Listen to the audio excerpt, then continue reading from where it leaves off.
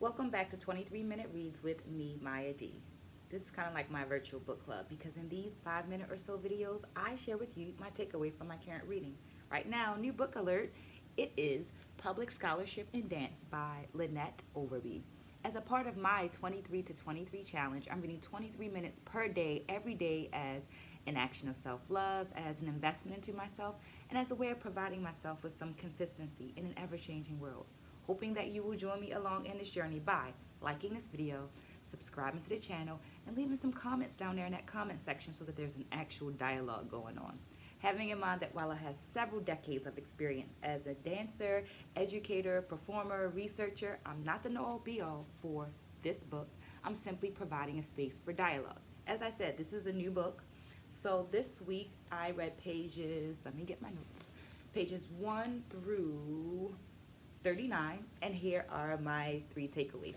Takeaway number 1 is public scholarship. I was at the Collegium for African Diasporic Dance when Dr. Takia New Amen suggested that I read this book. Thank you. Thank you, thank you. This book, once again, is by Lynette Overby, and it begins with this wonderful explanation and definition of public scholarship. Here's my summarized version of that. Public scholarship is the application of your expertise in a way that builds reciprocal partnerships with the community. It solves a problem.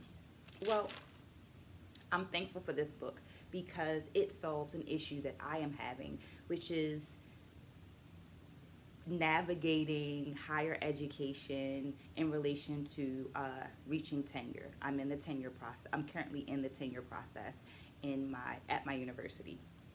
Which brings me to takeaway number 2, institutional bias.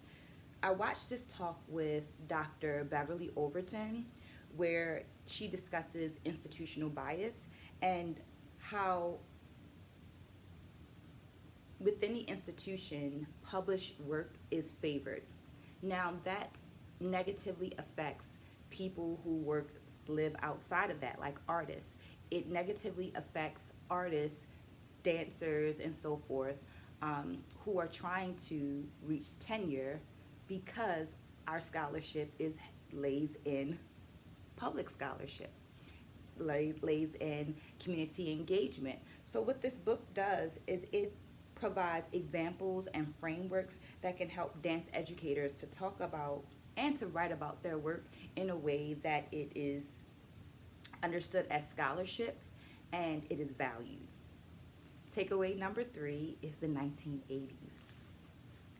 While American universities were established in the 1700s, it wasn't until around the mid-1980s that Ernest Boyer argued that community engagement, public scholarship, be a part of the university's teaching tenets. So here's a quote, here's a 1996 quote from Boyer. It reads, "The Academy must become a more vigorous partner in the search of answers to our most pressing social, civic, economic, and moral problems, and must reaffirm its historic commitment to what I call scholarship of engagement," end quote.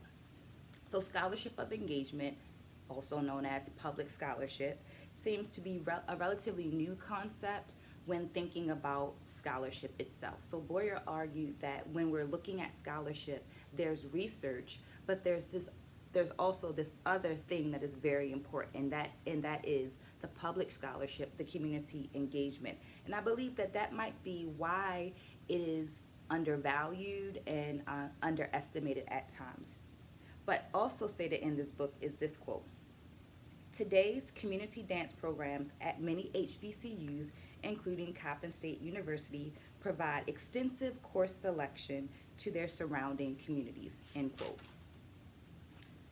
Community dance programs solve the community problem of access while creating teaching and learning experiences for the university students and that of the university staff members.